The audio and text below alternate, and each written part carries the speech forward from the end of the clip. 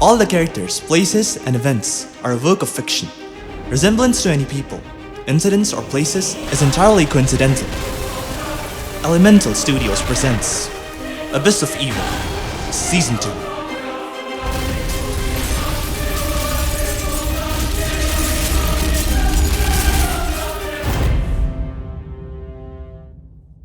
पैसिफिकस में लोग इधर उधर भाग रहे होते हैं। बैरियर के टूटने पर मर्क्यूरियस के लोग शहर में जमा होने लगते हैं। मैल्कम तेजी से भागता हुआ अपनी लैब की तरफ बढ़ता है। उसके हाथों में एक कैनन होती है। मर्क्यूरियस के लोगों को देखकर वो कैनन पर लगे 2 बटन्स में से एक बटन को प्रेस करता है। उसके आसपास एनर्जी का एक बैरियर बन जाता है और वो तेजी से उन आदमियों की तरफ बढ़ता है। वो आदमी उस पर गोलियां चलाते हैं। गोलियां बैरियर से टकराकर जमीन पर गिरती हैं। वो लोग हैरान रह जाते हैं। मैल्कम मुस्कुराता है। अब समझ आया इस हेरल्ड को किसी से डर क्यों नहीं लगता। मेरे पास अभी उसकी 1% पावर्स भी नहीं, लेकिन ये लोग मुझसे ऐसे डर रहे हैं जैसे मैं किसी फिल्म का मॉन्स्टर हूँ। मैल्कम कैनन को उन लोगों की तरफ पॉइंट करता है। ट्रिगर के दबाने पर कैनन में से एक एनर्जी बीम निकलती है जो उड़ती हुई उन लोगों के दरमियान जाकर एक्सप्लोड हो जाती है। वो लोग गिरकर बेहोश हो जाते हैं और मैल्कम आगे बढ़ता है। कुछ और लोग उस पर हमला करने की कोशिश करते हैं, मगर मैल्कम कैनन का इस्तेमाल करते हुए उन सबको बेहोश कर देता है। कुछ देर बाद वो अपने घर के करीब पहुंचता है जहां 3 गार्ड्स खड़े होते हैं। मैल्कम को देखकर वो उसकी तरफ बढ़ते हैं। मैल्कम एक आदमी पर कैनन पॉइंट करके एक बटन प्रेस करता है। कैनन में से एक वेव निकलकर उस आदमी से टकराती है और वो आदमी उड़ता हुआ दूर जाकर गिरता है। एक आदमी मैल्कम को मुक्का मारता है। मैल्कम जल्दी से कैनन का ट्रिगर प्रेस करता है और उस आदमी पर एनर्जी बीम लॉन्च करता है। वो आदमी गिरकर बेहोश हो जाता है। बचा हुआ आदमी कुछ देर तक मैल्कम को देखता है और फिर अपनी गन जमीन पर फेंककर अपने हाथ ऊपर कर लेता है। समझदार हो काफ़ी ज़्यादा, गुड जॉब, लेकिन माफ़ करना, मैं तुम्हें जाने नहीं दे सकता। वो दोबारा ट्रिगर प्रेस करके एक और एनर्जी बीम लॉन्च करता है और वो आदमी बेहोश हो जाता है। मैल्कम घर के दरवाजे पर अपनी 2 उंगलियां रखता है। दरवाज़ा अपने आप खुलता है और मैल्कम भागते हुए अंदर जाता है। मैल्कम के अंदर जाते ही दरवाज़ा बंद हो जाता है। वो तेज़ी से बेसमेंट की तरफ उतरता है और अपनी लैब देखकर खुशी से मुस्कुराने लगता है। फाइनली अब मैं बताता हूँ इन लोगों को कि टेक्नोलॉजी क्या कर सकती है। वो अपना कंप्यूटर ऑन करता है और जल्दी से कीबोर्ड पे टाइप करने लगता है। मैल्कम का कम्युनिकेटर रिंग करने लगता है। वो अपनी पॉकेट से कम्युनिकेटर को बाहर निकालता है और एक बटन प्रेस करता है। हाँ, क्या हुआ? हम प्रिजन के पास पहुंचने ही वाले हैं। तुम्हारा काम हुआ कि नहीं? मैं लैब पहुंच गया हूँ, बस क्लियर की स्ट्रीम डाउनलोड कर रहा हूँ। हेरल्ड कहाँ है? वो मर्क्यूरियस से लड़ रहे, हमें जल्दी करनी होगी। मर्क्यूरियस के लोग पूरे शहर में घूम रहे हैं। मेरा काम 2 मिनट में हो जाएगा, फिर मैं मिलता हूँ तुम लोगों से। तुम लोग अपना अपना काम मुकम्मल करके पैसिफिकस टावर की एंट्रेंस पर पहुँचो। मैल्कम कंप्यूटर पे कुछ और बटन्स प्रेस करता है। स्क्रीन पर क्लेयर की स्ट्रीम प्ले होने लगती है जिसमें हेरल्ड की वीडियो नजर आती है। मैल्कम कुछ और बटन्स प्रेस करता है और फिर मुस्कुराता है। Finally done. अब इस पूरे शहर में होलोग्राफिक इमेजेस के थ्रू स्ट्रीम प्ले होगी। शहर के लोगों को भी पता चल जाएगा कि Phantom is back in action. वो कुछ और बटन्स प्रेस करता है। बेसमेंट में एक कंपार्टमेंट खुलता है जिससे कई सारे रोबोट्स निकलकर सीढ़ियों से ऊपर जाते हैं। मैल्कम उनके पीछे जाता है। ओए ओए, मेरे लिए तो रुक जाओ। आसमान में एक एनर्जी ब्लास्ट एक्सप्लोड होता है और हेरल्ड उड़ता हुआ पीछे जाता है। मर्क्यूरियस उसकी तरफ बढ़ता है और एक एनर्जी बीम लॉन्च करता है। हेरल्ड अपने आसपास एक शील्ड बनाता है और बीम को मर्क्यूरियस की तरफ रिफ्लेक्ट कर देता है। मर्क्यूरियस बीम को डॉज करता है और अपनी जगह से गायब होकर हेरल्ड के पास पहुंचता है। वो हेरल्ड पर पूरी ताकत से एक मुक्का मारने की कोशिश करता है, मगर हेरल्ड उसका हाथ पकड़ लेता है। वो दोनों खुद को एनर्जी से घेरते हैं और एक दूसरे को दूर फेंकने की कोशिश करते हैं। हेरल्ड की नज़र ज़मीन पर पड़ती है जहां मैल्कम के रोबोट्स जमा होकर मर्क्यूरियस के लोगों से लड़ने लगते हैं। मर्क्यूरियस गुस्से से ये नज़ारा देखता है। तो पूरी तैयारी के साथ आए हो तुम इस बार?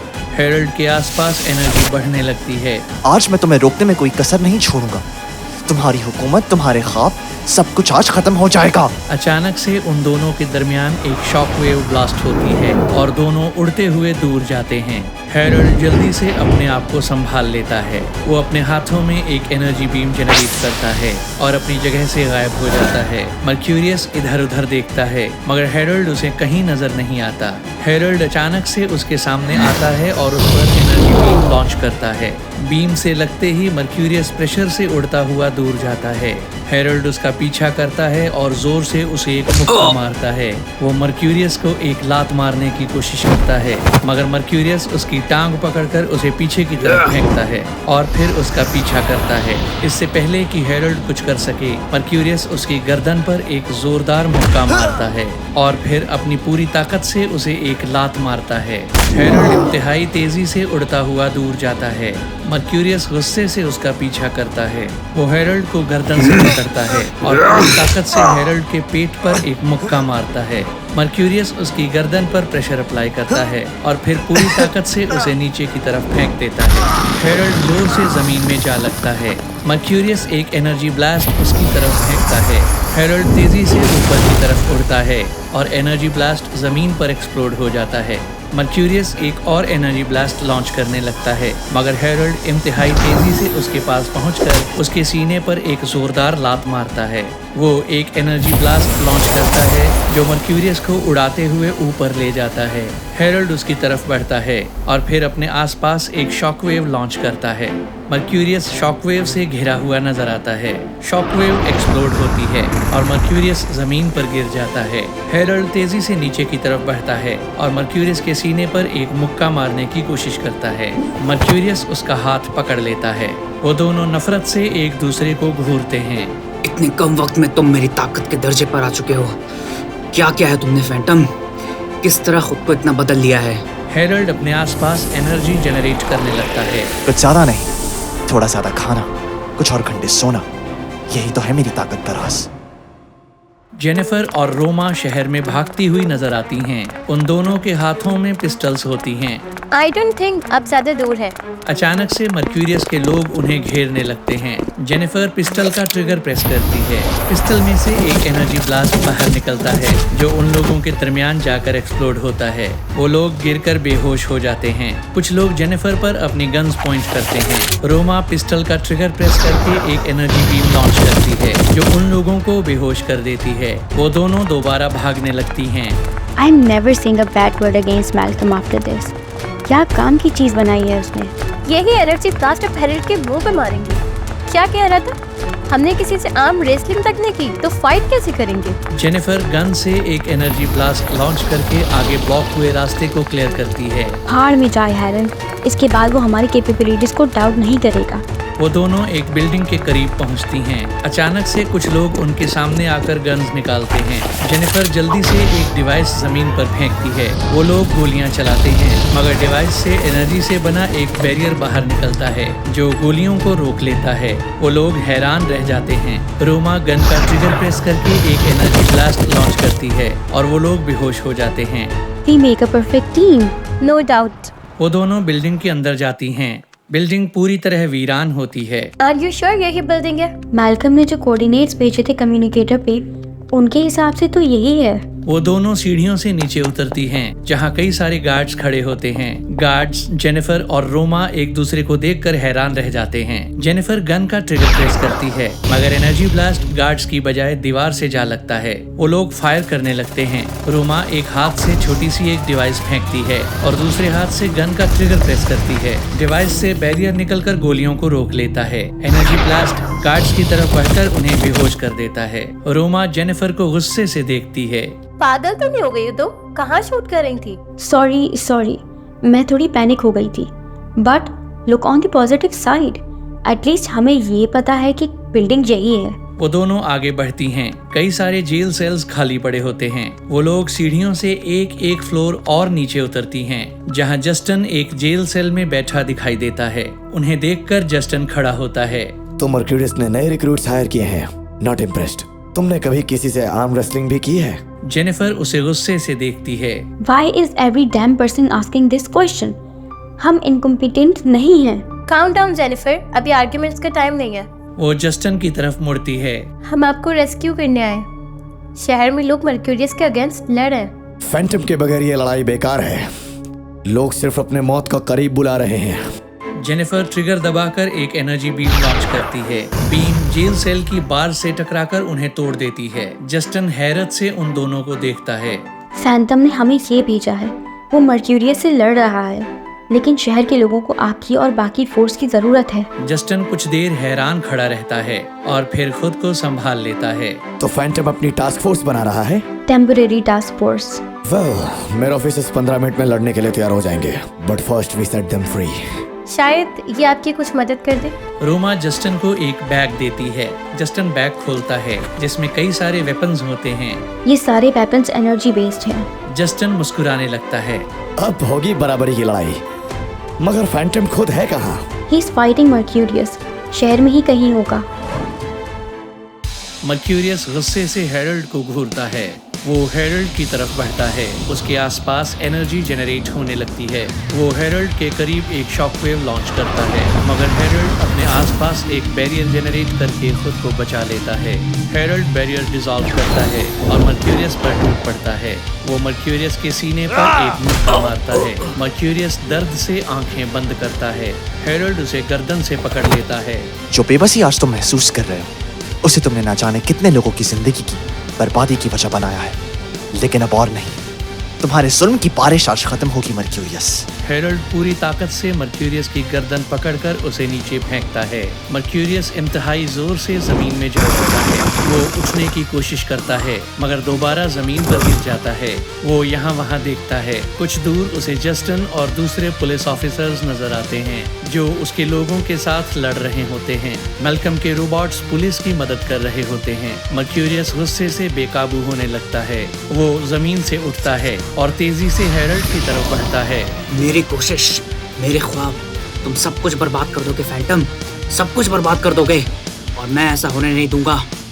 इस शहर को तुम्हारे खून की एक एक बूंद से रंग दूंगा मैं। मर्क्यूरियस उसे मुक्का मारने की कोशिश करता है, मगर हेरल्ड उसका हाथ पकड़ लेता है। मर्क्यूरियस दूसरे हाथ को मुक्के में बंद करता है और उसके पेट में मुक्का मारने लगता है। हेरल्ड इंतहाई तेजी से उसका दूसरा हाथ पकड़ के उसे मोड़ देता है। मर्क्यूरियस हैरत भरी नजरों से उसे देखता है। हेरल्ड अपने आसपास एक शॉकवेव लॉन्च करता है जो मर्क्यूरियस को उड़ाती उड़ाती दूर ले जाती है। शॉकवेव खत्म होती है और मर्क्यूरियस जमीन पर गिरता है। हेरल्ड जमीन पर उतरता है और मर्क्यूरियस को देखता है जो जमीन पर पड़ा होता है। काश कि तुमने अपनी ताकत, अपने रिसोर्सेस और अपना दिमाग लोगों की भलाई के लिए इस्तेमाल किया होता। इतनी बर्बादी फैलाकर तुम्हें क्या मिला? हेरल्ड के आसपास एनर्जी डिसॉल्व होने लगती है। अभी भी वक्त है मर्क्यूरियस, हार मान लो। खुद को कानून के हवाले कर दो। अपने लोगों को इस बेवजह की बर्बादी से मना कर दो। बर्बादी और लोगों की मौत कभी सुकून और खुशी नहीं पहुंचा सकती। अपनी ताकत के जोर पर तुम वैसे भी अब मुझे नहीं रोक पाओगे। मर्क्यूरियस बिजली की तरह जमीन से उठकर हेरल्ड की तरफ बढ़ता है। हेरल्ड एक बैरियर बनाने की कोशिश करता है, मगर मर्क्यूरियस इंतहाई तेजी से उसके पेट में लात मारता है और अपने दोनों हाथों से उसकी गर्दन पकड़ लेता है। वो हेरल्ड का गला दबाने लगता है। तुमने मेरी ताकत अभी देखी ही कहाँ है? मर्क्यूरियस एक शॉकवेव लॉन्च करता है और हेरल्ड उड़ता हुआ दूर जाकर गिरता है। मर्क्यूरियस अपनी जगह से गायब होकर उसके पास पहुंचता है और एक हाथ से उसे गर्दन से पकड़कर उसका गला दबाने लगता है। ये लड़ाई अभी खत्म नहीं हुई है, तुमने अभी देखा ही क्या है फैंटम? मर्क्यूरियस पूरी ताकत से हेरल्ड का सर जमीन पर मारता है और फिर अपना पांव उसके सीने पर रखता है। इस लड़ाई का अंजाम सिर्फ और सिर्फ तुम्हारी मौत है। मर्क्यूरियस एक बहुत बड़ा एनर्जी ब्लास्ट लॉन्च करता है और हेरल्ड पर फेंकता है। ब्लास्ट एक्सप्लोड होता है और हेरल्ड उड़ता हुआ ऊपर की तरफ जाता है। ओलिविया और आर्थर शहर के एक भीड़ वाले इलाके में होते हैं। उनके हाथों में लेजर कैनन्स होती हैं। कई लोग यहाँ से वहाँ खौफ से भाग रहे होते हैं। लिसन एवरीवन, मुझे नहीं लगता ऐसे कोई हमारी बात सुनेगा। तुम्हारे पास कोई और अच्छा ऑप्शन है? ऑफ कोर्स है, ये देखो। आर्थर अपना लेजर कैनन आसमान की तरफ पॉइंट करता है। इधर के दबते ही एक बहुत बड़ी एनर्जी बीम ऊपर की तरफ जाती है। लोग हैरान रह जाते हैं और एक जगह रुक जाते हैं। भागने से कुछ नहीं होगा, आज हमें पैसिफिक्स के लिए खुद ही लड़ना होगा। फैंटम और पुलिस फोर्स दोनों ही मर्क्यूरियस और उसके लोगों से लड़ रहे हैं, लेकिन आज वो काफ़ी नहीं है। आज मुझे, आपको, हम सबको अपने शहर के लिए लड़ना होगा। कुछ दूर से मर्क्यूरियस के लोग उन सब की तरफ बढ़ते हुए नजर आते हैं। ओलिविया लेजर कैनन फायर करती है। एक बहुत बड़ी लेजर बीम उन लोगों के दरमियान जाकर एक्सप्लोड होती है और वो सब जमीन पर गिर जाते हैं। आर्थर अपने कंधों पर मौजूद एक बैग जमीन पर रखता है और उसे खोलता है। अगर हम कर सकते हैं तो आप भी कर सकते हैं। इस बैग में कुछ ऐसे वेपन्स मौजूद हैं जिनको यूज करके हम इनको आसानी से हरा सकते हैं। लोग डरे हुए नजर आते हैं। कुछ देर बाद एक लड़का हिचकिचाकर आगे बढ़ता है। वो बैग के अंदर से एक पिस्टल निकालता है। ट्रिगर प्रेस करने पर एक एनर्जी बीम ऊपर की तरफ जाती है। वो लड़का एक हाथ से पिस्टल आसमान की तरफ पॉइंट करता है और दूसरा हाथ अपने सीने पर रखता है। पिछले कुछ महीने सिर्फ और सिर्फ खौफ में गुजारे हैं, मगर इस बार नहीं। मैं पैसिफिकस के लिए लड़ूंगा। मैं मर्क्यूरियस को रोक कर रहूंगा। उसे हम पर इस तरह जुल्म नहीं करने दूंगा। आहिस्ता आहिस्ता लोग आगे बढ़ते हैं और जल्द ही हर किसी के हाथ में पिस्टल्स, गन्स और लेजर कैनन्स दिखाई देने लगती हैं। आर्थर और ओलिविया आगे बढ़ते हैं और लोग उन्हें चारों तरफ से घेर कर उनके साथ साथ चलते हैं। आज हम लड़ेंगे अपने घरों के लिए, अपनी फैमिलीज के लिए, अपनी इंडिपेंडेंस के लिए और ये डिक्टेटरशिप खत्म करने के लिए। हेरल्ड जमीन पर पड़ा होता है। मर्क्यूरियस एक एनर्जी ब्लास्ट लॉन्च करता है। ब्लास्ट उसके सीने में जा लगता है और उसे दूर एक बिल्डिंग में फेंक देता है। हेरल्ड खुद को संभालने की कोशिश करता है। मर्क्यूरियस अपनी जगह से गायब होकर हेरल्ड के पास पहुंचता है। हेरल्ड उठने की कोशिश करता है मगर मर्क्यूरियस उसकी गर्दन पर एक मुक्का मारकर उसे जमीन पर गिरा देता है। वो हेरल्ड के सीने पर पैर रखता है और एक शॉकवेव लॉन्च करता है। हेरल्ड उड़ता हुआ दूर जाकर गिरता है। मर्क्यूरियस मुस्कुराने लगता है। मैं नहीं जानता कि तुमने अपनी ताकत इतने कम समय में कैसे बढ़ाई है, और मैं जानना भी नहीं चाहता, क्योंकि अब भी तुम्हारी ताकत मेरे सामने कुछ नहीं। वो यहाँ वहाँ देखता है और उसकी आंखों में हैरत नजर आती है। कुछ फासले पर बहुत से लोग मिलकर मर्क्यूरियस के लोगों से लड़ रहे होते हैं। उनके हाथों में मौजूद हथियारों से एनर्जी निकलते देखकर मर्क्यूरियस के चेहरे पर नफरत नजर आती है। वो इंतहाई तेजी से हेरल्ड की तरफ बढ़ता है। हेरल्ड मुश्किल से खड़ा होता है मगर अचानक से मर्क्यूरियस उसके पास पहुंचकर उसे गर्दन से पकड़ लेता है। वो एक हाथ से हेरल्ड को ऊपर उठा लेता है और अपने दूसरे हाथ में एनर्जी जनरेट करने लगता है। क्या है ये सब? कौन है वो लोग? हेरल्ड मुस्कुराता है। तुम परेशान लग रहे हो मर्क्यूरियस। मानो जैसे खौफ की लहरों ने तुम्हें डुबाने का फैसला कर दिया और उसकी खबर तुम तक पहुंचा दी हो। ये लोग कौन हैं? किस किस के बारे में पूछोगे? कितने लोगों के लिए खुद के दिल में नफरत पैदा करोगी? आज तुम्हारी नफरत, तुम्हारा सुल्म सब कुछ छोटा पड़ जाएगा, क्योंकि आज पैसिफिकस का हर शख्स तुमसे और तुम्हारे लोगों से लड़ने को तैयार है। पैसिफिकस का हर इंसान आज ऐसे हथियार रखता है जिनके सामने तुम्हारी ताकत छोटी पड़ जाएगी। मर्क्यूरियस गुस्से से एनर्जी लॉन्च करता है जो हेरल्ड के कंधे को चीरती हुई डिसॉल्व हो जाती है। हेरल्ड के कंधे से खून बहने लगता है। मर्क्यूरियस उसे पूरी ताकत से दूर फेंकता है।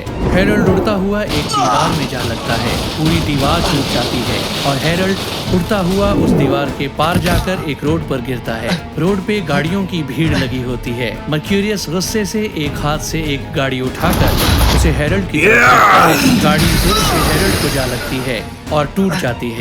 मर्क्यूरियस एक और गाड़ी उठाकर उसकी तरफ फेंकता है और दूसरे हाथ से एक एनर्जी बीम लॉन्च करता है। गाड़ी हेरल्ड को जा लगती है। एनर्जी बीम एक्सप्लोड होकर गाड़ी को तोड़ती है और हेरल्ड को उड़ाती उड़ाती दूर ले जाती है। मर्क्यूरियस अपने हाथों में एक एनर्जी ब्लास्ट जनरेट करने लगता है। दुश्मन चाहे तुम हो फैंटम या इस शहर का हर इंसान, मेरे खिलाफ जाने वाले के लिए मौत के सिवा और कुछ नहीं। मर्क्यूरियस दूर खड़ी 2 बिल्डिंग्स पर एनर्जी ब्लास्ट फायर करने लगता है और दोनों बिल्डिंग्स एक्सप्लोड हो जाती हैं। बिल्डिंग्स के हिस्से जोर से हेरल्ड पर गिरते हैं और हेरल्ड पत्थरों के नीचे दब जाता है।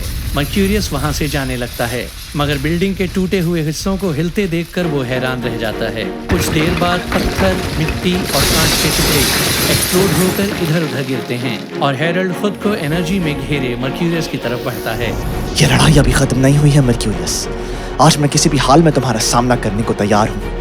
मर्क्यूरियस गुस्से से बेकाबू होने लगता है। वो बगैर कुछ कहे हेरल्ड की तरफ बढ़ता है। वो दोनों एक जोरदार एक्सप्लोजन के साथ आपस में टकराते हैं। हेरल्ड मर्क्यूरियस के मुंह पर मुक्का मारने की कोशिश करता है मगर मर्क्यूरियस उसका हाथ मरोड़कर दूसरे हाथ से उसके पेट पर मुक्का मारता है। वो हेरल्ड की गर्दन पकड़ने लगता है, मगर हेरल्ड उसका हाथ पकड़ लेता है और उसके सीने पर लात मारकर अपने आप को छुड़वा लेता है। वो मर्क्यूरियस के मुंह पर एक मुक्का मारता है और फिर उसके सीने पर एक लात मारता है। मर्क्यूरियस पूरी ताकत से उसके घुटने पर एक मुक्का मारता है और हेरल्ड कुछ देर के लिए वहाँ जम जाता है। मर्क्यूरियस अपने आसपास एनर्जी से एक एक्सप्लोजन क्रिएट करता है और हेरल्ड उड़ता हुआ एक और बिल्डिंग में जा लगता है। मर्क्यूरियस बिल्डिंग पर एक एनर्जी बीम फायर करता है। हेरल्ड जल्दी से एक बैरियर बनाकर ब्लास्ट को रोक लेता है, मगर उसी वक्त मर्क्यूरियस उस पर एक और गाड़ी उठाकर फेंकता है। हेरल्ड उड़ता हुआ उसे डॉज करता है, मगर मर्क्यूरियस एक एनर्जी ब्लास्ट लॉन्च करता है जो हेरल्ड के सीने में जा लगता है। हेरल्ड जमीन पर गिर जाता है, मगर जल्दी से खड़ा हो जाता है। वो मर्क्यूरियस पर एक एनर्जी ब्लास्ट लॉन्च करता है और उड़ते हुए दूसरी तरफ जाने लगता है। मुझे मर्क्यूरियस को यहाँ से बाहर लेकर जाना होगा। अगर हम इसी तरह लड़ते रहे तो शहर में बहुत नुकसान हो जाएगा, बहुत से लोग मारे जाएंगे। हेरल्ड तेजी से आगे बढ़ता है, मर्क्यूरियस उसका पीछा करता है। मैल्कम शहर के एक भीड़ वाले इलाके में चलता हुआ नजर आता है। जगह जगह मर्क्यूरियस की फोर्सेस से लोग लड़ते हुए नजर आते हैं। अमेजिंग, इतने सारे लोग आ जाएंगे मैंने सोचा नहीं था, और सबके सब हमारे वेपन्स यूज कर रहे हैं। अब हमारे जीतने के चांसेस और बढ़ जाएंगे। एक आदमी मैल्कम पर हमला करने की कोशिश करता है। एक और आदमी उस आदमी को गर्दन से पकड़कर मुक्का मारता है और एक पिस्टल से एक एनर्जी बीम फायर करके उसे बेहोश कर देता है। थैंक्स। मैल्कम तेजी से आगे बढ़ता है। मुझे फोकस रहना होगा, एनालिसिस के लिए तो बहुत टाइम मिल जाएगा बाद में मुझे। मैल्कम कुछ और देर चलता है और उसे ओलिविया और आर्थर कुछ दूर से भागते हुए नजर आते हैं। कुछ फासले पर मर्क्यूरियस के लोग खड़े होते हैं और उन दोनों पर अपनी बंदूकों से निशाना तानते हैं। मैल्कम उनकी तरफ भागता है। Look out. मैल्कम अपनी लेजर कैनन को उनकी तरफ पॉइंट करता है, मगर दो लोग उसे गर्दन से पकड़कर नीचे गिरा देते हैं। वो लोग ओलिविया और आर्थर पे गोलियां चलाने लगते हैं, मगर अचानक से वहाँ एक एनर्जी से बैरियर जनरेट होता है और गोलियां उससे टकराकर नीचे गिर जाती हैं। रोमा कुछ दूर एक पिस्टल लिए खड़ी होती है, जिससे वो बैरियर जनरेट होता है। मर्क्यूरियस के लोग उसे देखकर हैरान रह जाते हैं। इससे पहले कि वो लोग कुछ कर सकें, एक उड़ती हुई एनर्जी बॉल उनके दरमियान जाकर एक्सप्लोड होती है और वो लोग गिरकर बेहोश हो जाते हैं। कुछ दूर से जेनिफर चलती हुई आती है। उसके हाथों में लेजर कैनन होती है। फैंटम से कुछ और सीखा हो या नहीं, लेकिन एक परफेक्ट एंट्रेंस कैसे देनी है ये जरूर सीख लिया। अभी खुश मत हो, वहाँ देखो। दूर से एक बड़ी तादाद में मर्क्यूरियस के लोग उनकी तरफ बढ़ते हैं। वो सब एक साथ खड़े हो जाते हैं और उन लोगों को अपनी तरफ आते हुए देखते हैं। Guys, this is bad. ये लोग बहुत सारे हैं। इवन हमारे वेपन्स के साथ आई एम नॉट श्योर कि हम कुछ ज़्यादा कर पाएंगे। हमारे पास और कोई ऑप्शन भी तो नहीं है। ओलिविया ठीक कह रही है, लड़ने के अलावा हम कुछ नहीं कर सकते। मर्क्यूरियस के लोग वहाँ पहुँचते हैं। मैल्कम आगे बढ़ता है, मगर उनमें से कुछ लोग छोटी छोटी डिवाइसेस फेंकते हैं जो जमीन से लगते ही जोरदार एक्सप्लोजन क्रिएट करती हैं। मैल्कम, रोमा, ओलिविया, जेनिफर और आर्थर एक्सप्लोजन के प्रेशर से इधर उधर गिर जाते हैं। उनके हाथों से उनके वेपन्स छूट जाते हैं और मर्क्यूरियस के लोग उन पर अपनी बंदूकें पॉइंट करते हैं। डैनियल उन लोगों में से निकलकर आगे आता है। तुम लोगों की वजह से काफी मसले हुए हैं। पूरा शहर अपने आप को पता नहीं क्या समझने लगा है, लेकिन अब और नहीं। वो अपने हाथ की एक उंगली उनकी तरफ पॉइंट करता है। पांचों को मार दो, एक भी नहीं बचना चाहिए। अचानक से उड़ता हुआ एक एनर्जी ब्लास्ट डैनियल को लगता है और वो उड़ता हुआ दूर जाकर गिरता है और एक और एनर्जी ब्लास्ट मर्क्यूरियस के लोगों में एक्सप्लोड होता है और कई लोग गिर जाते हैं। फैंटम के कॉस्ट्यूम में एक शख्स कुछ दूर खड़ा होता है। उसके हाथों में एक पिस्टल होती है। एक और आदमी उसके साथ खड़ा होता है जिसने बिल्कुल वैसा ही फैंटम का एक सूट पहना होता है। उसके हाथों में एक लेजर कैनन होती है। What the hell? दो फैंटम? No, just no. मैं एक से ही परेशान हो जाती हूँ कभी कभी। ये दो वाला मामला मैं तो क्या, आई डोंट थिंक पूरा सिटी भी झेल पाएगा। ओरिजिनल वाला तो मर्क्यूरियस से लड़ रहा है ना, तो ये कौन है फिर? तुम्हारा मतलब ये साइड एक्टर्स तुमने बुलाई? मैल्कम उसे गुस्से से देखता है। हर स्ट्रेंज चीज के पीछे मेरा या हेरल्ड का हाथ नहीं होता। एक मिनट, फैंटम तो वेपन्स यूज नहीं करता और इनके पास वेपन्स है, इसका मतलब है कि ये कोई नॉर्मल लोग हैं। डैनियल अचानक से उठ जाता है और उन लोगों पर टूट पड़ता है। उनमें से एक उसे कॉलर से पकड़ता है और दूसरा उसे एक जोरदार मुक्का मारकर जमीन पर गिरा देता है। वो दोनों लोग अपना मास्क उतारते हैं और जेनिफर, मैल्कम, आर्थर, रोमा और ओलिविया हैरान रह जाते हैं। हद है, अब ये लोग फैंटम के सब्स्टिट्यूट बनेंगे। ओरिजिनल फैंटम तो डूब के ही मर जाएगा। यही देखना बाकी रह गया था। अपन 4 साल फेल इसलिए नहीं हुआ कि कोई थर्ड क्लास मवाली आके अपन का एरिया ऑक्यूपाइड कर सके। इधर अपन की चलेगी, समझा क्या? स्टीवन और फ्रैंकलिन डैनियल को गर्दन से पकड़कर उठाते हैं और उसे मुक्कों और लातों से पीटने लगते हैं। डैनियल बेहोश हो जाता है। वो दोनों मर्क्यूरियस के बाकी लोगों की तरफ बढ़ते हैं जो हैरान खड़े होते हैं। टाइम वेस्ट नहीं करने का, किसी को भी इंस्टॉलमेंट बेसिस पे नहीं मारने का, सबको एक बार मारने का और ऐसे मारने का कि उसके 3 दिन नहीं उठने का। चल स्टीवन, मार इनको, अपन भी मारता है। समझ गया बॉस। वो दोनों मर्क्यूरियस के लोगों की तरफ भागते हैं। स्टीवन एक आदमी को कॉलर से पकड़ लेता है। आजा, अपन भी मवाली है। अपन तेरे को अपने स्टाइल में गुंडे मवाली का क्रैश कोर्स करवाएगा। इसमें पैसा लगाने की भी जरूरत नहीं है, अपन फ्री में सर्टिफिकेट इशू करेंगे। चल आजा। बाकी सब लोग हैरत से ये नजारा देखते हैं। मैल्कम हैरत से जेनिफर और रोमा को देखता है। तुम लोगों ने इनको भी वेपन्स दिए हैं?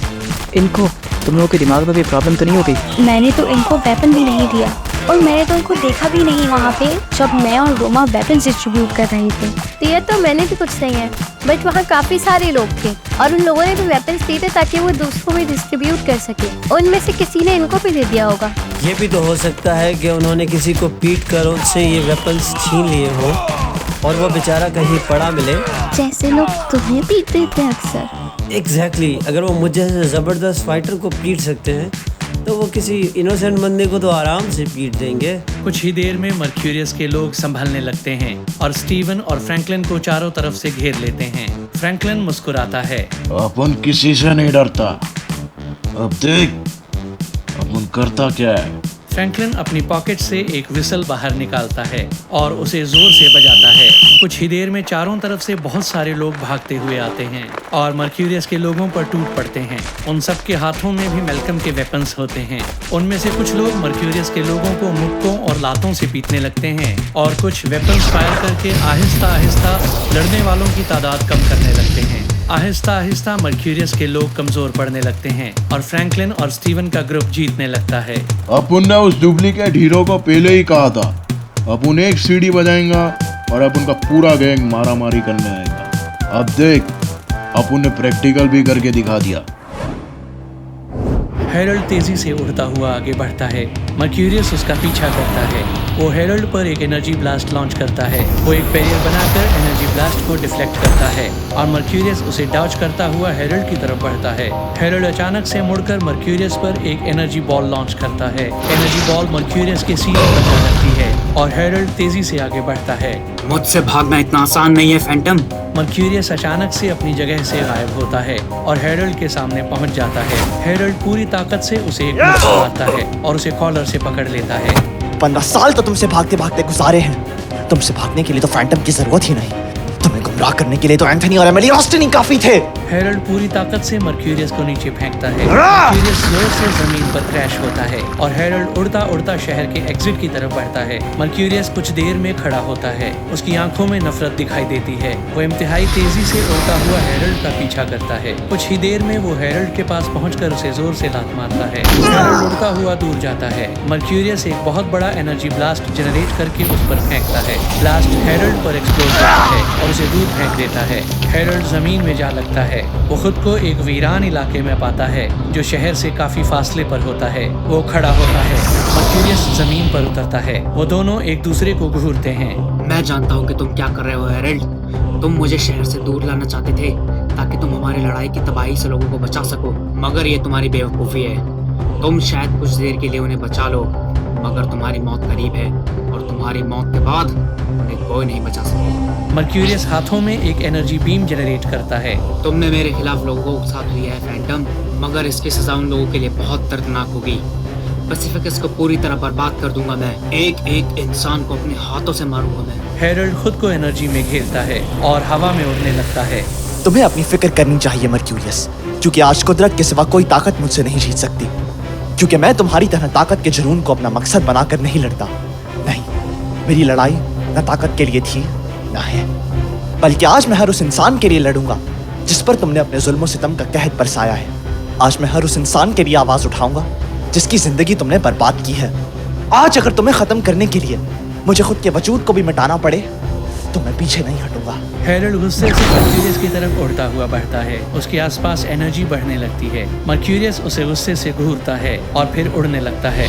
वो दोनों एक दूसरे की तरफ बढ़ते हैं। क्योंकि आज मेरा मकसद सिर्फ और सिर्फ लोगों की खुशी को वापस लाना है और तुम्हारे रहते ये मुमकिन नहीं। वो दोनों एक जोरदार एक्सप्लोजन के साथ टकराते हैं। हैरल्ड मर्क्यूरियस पर एक एनर्जी वेव लॉन्च करता है जो मर्क्यूरियस के सीने में जा लगती है। इससे पहले कि मर्क्यूरियस कुछ कर सके, हैरल्ड उसके पेट में लात मारता है। वो मर्क्यूरियस को एक और मुक्का मारने की कोशिश करता है। मर्क्यूरियस उसका हाथ पकड़ने की कोशिश करता है मगर हैरल्ड दूसरे हाथ से उसका हाथ मरोड़ देता है। मर्क्यूरियस दर्द से तड़पता है और हैरल्ड दूसरे हाथ से जोर से उसके मुंह पर एक मुक्का मारता है। वो मर्क्यूरियस को गर्दन से पकड़कर दूर फेंक देता है। मर्क्यूरियस उठने की कोशिश करता है मगर हैरल्ड तेजी से उसके पास पहुंचकर उस पर एक एनर्जी बीम लॉन्च करता है। मर्क्यूरियस उड़ता हुआ ऊपर जाता है। हैरल्ड उसका पीछा करता है। हवा में पहुंचकर वो मर्क्यूरियस को दोबारा गर्दन से पकड़ता है और पूरी ताकत से उसे एक मुक्का मार कर नीचे फेंकता है। मर्क्यूरियस तेजी से जमीन की तरफ बढ़ता है। हैरल्ड एक एनर्जी बॉल उस पर फेंकता है। एनर्जी बॉल मर्क्यूरियस पर एक्सप्लोड होता है और मर्क्यूरियस जोर से जमीन पर जा लगता है। मर्क्यूरियस मुश्किल से खड़ा होता है। कैसे इतने कम वक्त में तुमने इतनी ज्यादा ताकत कैसे हासिल कर ली फैंटम? कैसे?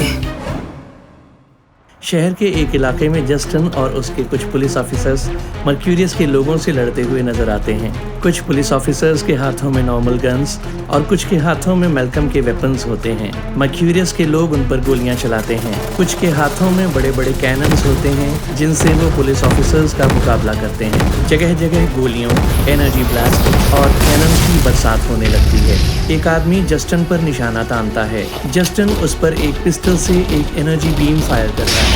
एनर्जी बीम गोलियों को डिस्ट्रॉय करती हुई उस आदमी को जाकर लगती है और वो आदमी उड़ता हुआ दूर जाकर गिरता है। एक और पुलिस ऑफिसर एक कैनन से एनर्जी ब्लास्ट लॉन्च करता है और चारों तरफ एक जोरदार एक्सप्लोजन होता है। मर्क्यूरियस के कई लोग जमीन पर गिरकर बेहोश हो जाते हैं। Aahista Aahista police force mercurius के लोगों पर काबू पाने लगती है मगर कुछ ही देर में मर्क्यूरियस के और लोग वहां पर जमा होने लगते हैं। वो पुलिस फोर्स पर हावी होने लगते हैं। पुलिस ऑफिसर्स उन पर एनर्जी शॉट्स फायर करते हैं मगर आहिस्ता आहिस्ता मर्क्यूरियस के लोग उनसे वो वेपन्स छीनने लगते हैं। एक पुलिस ऑफिसर मर्क्यूरियस के एक आदमी पर पिस्टल से एक एनर्जी बॉल लॉन्च करता है। वो आदमी जमीन पर गिर जाता है मगर एक और आदमी उस पुलिस ऑफिसर को गर्दन से पकड़ता है और उससे उसकी पिस्टल छीन लेता है। जगह जगह मर्क्यूरियस के लोग पुलिस ऑफिसर्स और सिटीजन्स पर हावी होने लगते हैं। जस्टिन परेशान दिखाई देता है। हमारे वेपन्स तुमसे ज्यादा स्ट्रॉन्ग हैं मगर ये क्वांटिटी में इतने ज्यादा हैं कि इनके सामने हम ज्यादा देर तक टिक नहीं पाएंगे। शहर के लोग और पुलिस ऑफिसर्स मिलके भी क्वांटिटी में इनसे ज्यादा नहीं। कुछ ही देर में मर्क्यूरियस के लोग शहर के लोगों और पुलिस ऑफिसर्स पर काबू पा लेते हैं और उन्हें गन पॉइंट पर रखते हैं। जस्टिन हार मानकर अपना सर झुका लेता है। इतने कोशिश के बाद भी मर्क्यूरियस अब जीत जाएगा। क्या हमें उससे कभी आजादी नहीं मिल पाएगी? कुछ दूर लोगों की भीड़ जमा होने लगती है। उन लोगों के हाथों में हथियार होते हैं और वो लोग शहर की एंट्रेंस से अंदर आते हुए मर्क्यूरियस के लोगों की तरफ बढ़ते हैं और उन पर अपनी बंदूकों से निशाना तानते हैं। जस्टिन हैरत से ये नजारा देखता है। ये लोग तो मिलिटेंट फोर्सेस से बिलोंग करते हैं पर ये यहाँ कैसे? इनमें से एक आदमी भी पैसिफिकिस्ट की फोर्सेस का मेंबर नहीं है। ये सब के सब दूसरे शहरों से हैं मगर इनको पता कैसे चला कि पैसिफिकिस्ट का बैरियर डिस्ट्रॉय हो चुका है और ये कोई ट्रैप नहीं है? वो ऑफिसर्स मर्क्यूरियस के लोगों पर टूट पड़ते हैं। जगह जगह गोलियों की बरसात होने लगती है। मर्क्यूरियस के लोग उनसे लड़ने की कोशिश करते हैं मगर इतने सारे ऑफिसर्स के आगे वो छोटे पड़ने लगते हैं। कुछ लोग उन ऑफिसर्स को रोकने के लिए उनसे हाथापाई करने लगते हैं मगर वो ऑफिसर्स उन्हें पीट कर जमीन पर गिरा देते हैं। कुछ दूर मैल्कम, जेनिफर, रोमा, ओलिविया और आर्थर एक साथ खड़े होते हैं। तो प्लान काम कर गया। इन लोगों ने जरूर उस रिपोर्टर की स्ट्रीम देख ली होगी। और क्योंकि आजकल वो बंदी एक बहुत बड़ी इन्फ्लुएंसर है, हर कोई इसकी बात सुन रहा है। सबने सोचा अगर वो कुछ कह रही है तो सच ही होगा। किसी ने सोचा था कि वो रिपोर्टर हमारी हेल्प इतनी कर देगी, specially after the horrible things she said about Phantom. Well, जो भी हो, हमारे लिए तो अच्छा ही हुआ। हाँ, अब इन लोगों का जेल जाना तो डिसाइडेड ही है। क्या कहते हो तुम लोग? अब हम भी जरा फाइनल टचेस दे दें? Why not? चलो। वो सब आगे बढ़कर मर्क्यूरियस के लोगों पर अपने वेपन्स पॉइंट करते हैं और उन पर शूट करने लगते हैं। कुछ ही देर में शहर की एंट्रेंस पे और लोग जमा होते हैं और शहर के अंदर घुसकर मर्क्यूरियस के लोगों पर टूट पड़ते हैं। अपनी बंदूकों से वो मर्क्यूरियस के लोगों पर निशाना लगाकर उन्हें जख्मी करने लगते हैं और जगह जगह लोग जमीन पर गिरने लगते हैं। जस्टिन ये नजारा देखकर मुस्कुराने लगता है। वो जल्दी से अपने कम्युनिकेटर पे कुछ बटन्स प्रेस करता है। Engage in combat. I repeat, engage in combat. अब हम हर तरह से इन लोगों से ज्यादा हैं। आज इनमें से एक भी बचकर निकलना नहीं चाहिए। पैसिफिकस की फोर्सेस के बचे हुए लोग दूसरे ऑफिसर्स की मदद करने लगते हैं और मर्क्यूरियस के लोगों से लड़ने लगते हैं। इधर उधर शहर के लोग भी मर्क्यूरियस के लोगों से लड़ते हुए नजर आते हैं। जगह जगह मर्क्यूरियस के लोग गिरे हुए नजर आते हैं और जल्द ही मर्क्यूरियस के सारे लोग पुलिस की कस्टडी में बेहोश मिलते हैं। जस्टिन आगे बढ़कर उन सब ऑफिसर्स को सैल्यूट करता है। मैं पूरे दिल से आप सबका शुक्रगुजार हूँ। आज आप सबने और इस शहर के लोगों ने हमेशा के लिए इस डिक्टेटरशिप को ऐसी चोट पहुंचाई है जिसके बाद से इसके खत्म होने की उम्मीद और भी बढ़ गई है। मगर ये लड़ाई अभी खत्म नहीं हुई है। जस्टिन अपने हाथ की उंगली शहर के एग्जिट की तरफ पॉइंट करता है। मर्क्यूरियस के सारे लोग पकड़े जा चुके हैं मगर मर्क्यूरियस अभी भी सलामत है।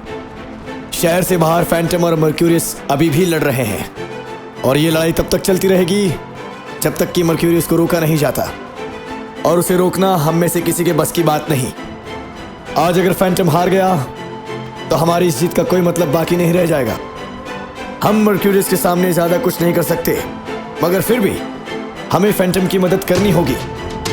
वो हमेशा से इन खतरों से अकेले ही भिड़ता आया है, सिर्फ और सिर्फ हमारे लिए, और आज हम उसे अकेला पड़ने नहीं देंगे।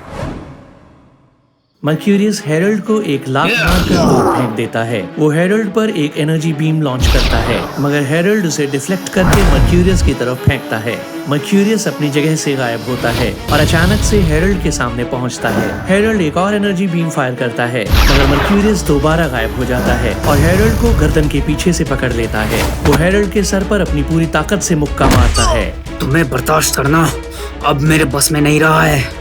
अब तुम्हारे लिए मौत के सिवा और कुछ नहीं। वो अपने दूसरे हाथ से हेरल्ड पर एक एनर्जी ब्लास्ट लॉन्च करके उसे दूर फेंक देता है।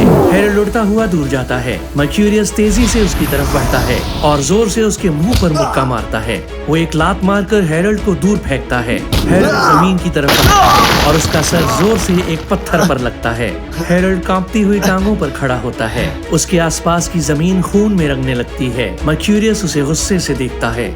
ऐसा क्या है हेरल्ड जो तुम मौत को इतने करीब देखकर भी खौफ का शिकार बनने की बजाय उसे बहादुरी से घूर सकते हो? तुम्हारी ताकत यकीनन पहले से कई ज्यादा है मगर फिर भी तुम मेरे सामने छोटे पड़ चुके हो। फिर क्यों तुम हार मानकर खुद को इस दर्द से निजात नहीं दिलाना चाहते? हार मान लो, मेरे आगे दुनिया की हर ताकत अपना सर झुकाती है।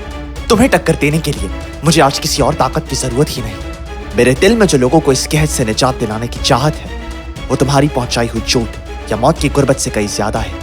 आज बदला और नफरत जैसे जज्बात भी मेरी ताकत है, क्योंकि आज मेरे दिल को सिर्फ और सिर्फ तुम्हारी हार की तड़प है। मुझे रोकने के लिए तुम्हें मुझसे हर वो चीज छीननी होगी जिसकी वजह से आज मैं जिंदा हूं, क्योंकि मौत से पहले दुनिया की कोई ताकत मुझे तुमसे लड़ने से रोक नहीं पाएगी। हेरल्ड तेजी से मर्क्यूरियस की तरफ बढ़ता है। वो मर्क्यूरियस पर हमला करता है मगर मर्क्यूरियस उसे कॉलर से पकड़कर उसके मुंह पर मुक्का मारता है और फिर जोर से उसके सीने पर लात मारता है। हेरल्ड उसे मुक्का मारने की कोशिश करता है मगर मर्क्यूरियस एक हाथ से उसका हाथ पकड़कर मरोड़ देता है और दूसरे हाथ से उसके गले पर पूरी ताकत से मुक्का मारता है। हेरल्ड बेचारगी के आलम में सांस लेने की कोशिश करता है। मर्क्यूरियस दोनों हाथों से उसकी गर्दन पकड़ लेता है और उसका गला दबाने लगता है। तुम्हारे वजूद के हर एक हिस्से से नफरत है मुझे। तुम्हारी ये सोच, ये उसूल और ये बेतुकी सी बातें कांटों की तरह चुभती हैं मुझे। अगर मुझे तुम्हें मिटाने के लिए पूरी दुनिया को भी खत्म करना पड़े तो मैं हंस के सब कुछ खत्म कर दूंगा। मर्क्यूरियस उसे नफरत से देखता है और फिर जोर से उसके पेट और सीने पर लात मारता है। हेरल्ड की पसलियां क्रैक होने लगती हैं। मर्क्यूरियस उसके गले पर अपने हाथों की पकड़ को और मजबूत करता है और दोबारा उसके पेट पर एक लात मारता है। इस बार अपनी मौत से भाग नहीं पाओगे तुम। सिर्फ कुछ ही लम्हों की बात है, फिर तुम्हारा नामो निशान इस दुनिया से मिट जाएगा। इतनी जल्दी भी क्या है? अचानक से हेरल्ड की बॉडी से एक शॉक वेव जनरेट होती है और उन दोनों को दूर फेंक देती है। मर्क्यूरियस जमीन पर गिरता है और जल्दी से खड़ा हो जाता है। हेरल्ड दूर जाकर एक पत्थर में लगता है और कुछ देर गिरी हुई हालत में बेचारगी के आलम में सांस लेता है। मर्क्यूरियस हेरल्ड की तरफ बढ़ता है। अचानक से उसकी नजर ऊपर की तरफ पड़ती है। आसमान में कई हेलीकॉप्टर्स नजर आते हैं जो पैसिफिकस की तरफ बढ़ते हैं। मर्क्यूरियस हेरल्ड को गुस्से से देखता है। तुमने किया है ना ये सब? क्या मतलब है इन सब का? कौन है ये लोग? Reinforcements। तुम्हारे लोग तो गए काम से। शहर के आसपास बैरियर ड्रॉप हो चुका है। बाहर से चाहे जितने लोग अंदर आ सकते हैं। अब तुम क्या करोगे मर्क्यूरियस? तुम्हारे तो सारे लोग ही पकड़े जाएंगे। तुम चाहे जितने भी ताकतवर क्यों ना हो, एक डिक्टेटरशिप चलाने के लिए लोग तो चाहिए ही होंगे ना तुम्हें। और अगर तुम्हारे लोग ही नहीं होंगे तो क्या करोगे तुम? शायद तुम दोबारा एक डिक्टेटरशिप बना लो, लेकिन उसके लिए कितनी और लड़ाइयां लड़नी पड़ेंगी तुम्हें। किस किस को मारोगे? और अगर सबको ही मार दोगे तो हुकूमत किस पर करोगे? मर्क्यूरियस के चेहरे पर पागलपन दिखाई देता है। वो हेरल्ड को कुछ देर घूरता है जो उठने की कोशिश कर रहा होता है और फिर गुस्से से उस पर टूट पड़ता है। वो हेरल्ड को एक लात मार कर नीचे गिरा देता है और एक बहुत बड़ा एनर्जी बॉल अपने हाथों में जनरेट करता है। तुम सब कुछ बर्बाद कर दोगे फैंटम, सब कुछ। मर्क्यूरियस एनर्जी बॉल लॉन्च करता है जो हेरल्ड पर एक्सप्लोड करता है। हेरल्ड की पूरी बॉडी से खून बहने लगता है। मर्क्यूरियस एक छोटी सी एनर्जी बीम लॉन्च करता है। बीम हेरल्ड के सीने में जा लगती है। मर्क्यूरियस एक और बीम लॉन्च करता है जो हेरल्ड के कंधे को चीरती हुई उस पार चली जाती है। हेरल्ड दर्द से जमीन पर तड़पता है। मर्क्यूरियस उसे कॉलर से पकड़कर उठाता है और फिर जोर से अपना घुटना उसकी कमर पर मारता है। मर्क्यूरियस पूरी ताकत से उसके कंधे पर एक मुक्का मारता है और हेरल्ड के कंधे की हड्डी टूट जाती है। मर्क्यूरियस उसे उठाकर दूर फेंक देता है और फिर उसकी तरफ बढ़ता है। वो हेरल्ड के सीने पर अपना पैर रखता है। हेरल्ड अपने हाथों में एनर्जी जनरेट करने की कोशिश करता है मगर दर्द और कमजोरी की वजह से कुछ नहीं कर पाता। मर्क्यूरियस एक बहुत बड़ा एनर्जी ब्लास्ट लॉन्च करता है। उस जगह एक जोरदार एक्सप्लोजन होता है और हेरल्ड दूर जाकर गिरता है। हेरल्ड उठने की कोशिश करता है। उसकी टांगें कांपने लगती हैं और वो दोबारा जमीन पर गिर जाता है। आहिस्ता आहिस्ता उसकी आंखें बंद होने लगती हैं। अचानक से उसकी आंखों के सामने नजारा बदलता है। वो खुद को एक जंगल में पाता है जहां एक और हेरल्ड उसके सामने होता है जो फैंटम के मुतालिक सूट में एनर्जी से घिरा हवा में उड़ रहा होता है। हेरल्ड उसे हैरत से देखता है। फैंटम जमीन पर उतरता है। सोच क्या रहे हो हेरल्ड? पहचानते हो ना इस जगह को? 15 साल यहीं तो गुजारे हैं तुमने और आज तुम सब कुछ भूल गए हो। कितनी डेस्परेशन से तुम इस जगह से निकलकर एक नई जिंदगी चाहते थे और आज जब किस्मत ने तुम्हें हमेशा हमेशा के लिए अपनी जिंदगी बदलने का मौका दिया है तो घुटने टेक दिए हैं तुमने। क्या इतनी आसानी से हार मान लोगे तुम? कोई फायदा नहीं। वो मुझसे कहीं ज्यादा ताकतवर है। ये उम्मीद कि मैं उसे हरा सकता हूँ एक गलती के सिवा और कुछ नहीं। गलती तो तुम आज कर रहे हो हेरल्ड। अपनी जिंदगी के आने वाले लम्हों का फैसला आज तुम खुद करोगे। हेरल्ड की आंखों के सामने दोबारा नजारा बदलता है। वो खुद को और फैंटम को आसमान में उड़ते हुए पाता है। हेरल्ड नीचे शहर की तरफ देखता है जहां लोग अपने अपने कामों में मसरूफ नजर आते हैं। रोड्स पर ट्रैफिक नजर आता है। जगह जगह बच्चे हंसते खेलते नजर आते हैं। ये सब तुम्हें मिल सकता है। मर्क्यूरियस से निजात, लोगों की खुशी, एक पुरसुकून शहर जहां लोग फैंटम पर यकीन रखें और अपनी हिफाजत की उम्मीद है उससे जोड़ दें। मगर इसके लिए तुम्हें कोशिश करनी होगी क्योंकि आज अगर तुमने कोशिश ना की तो। हेरल्ड की आंखों के सामने नजारा दोबारा बदलता है। पैसिफिकस में जगह जगह डेड बॉडीज के ढेर लगे होते हैं। कई बिल्डिंग्स चकनाचूर होकर छोटे छोटे टुकड़ों में बंट चुकी होती हैं। अचानक से आसमान से 2 बड़े बड़े एनर्जी ब्लास्ट्स नीचे आकर शहर में गिरते हैं। गाड़ियां और कुछ बची खुची बिल्डिंग्स तबाह होने लगती हैं। पूरे शहर में तबाही और बर्बादी नजर आती है। हेरल्ड हैरत से फैंटम को देखता है जो पूरी तरह खून से भरा हुआ नजर आता है। यह है तुम्हारी हार का अंजाम, लोगों की बर्बादी, उनकी जिंदगी और ख्वाबों का गला घोट देगा मर्क्यूरियस। लोग जिंदगी पर मौत को खुशी से कबूल करेंगे और आहिस्ता आहिस्ता शायद मर्क्यूरियस दुनिया के हर हिस्से का यही हाल कर दे। हेरल्ड की आंखों के सामने नजारा दोबारा बदलता है और वो खुद को जंगल में पाता है। फैंटम उसके सामने खड़ा होता है। क्या चाहते हो तुम हेरल्ड? क्या है तुम में इतनी ताकत कि लोगों को अपनी आंखों के सामने बर्बाद होती देख सको? क्या सह सकते हो लोगों पर होता ये जुल्म? जवाब दो। तो क्या करूं मैं? कैसे लड़ूं उससे? हर बार तो वो मेरी ताकत पर काबू पा लेता है। अगर आज हार गए ना हेरल्ड तो लोगों की बर्बादी की शुरुआत तुम अपने हाथों से करोगे। आज तुम्हें हार को पूरी तरह अपने वजूद से अलग करना होगा तुम्हें हर हाल में मर्क्यूरियस को हराना होगा।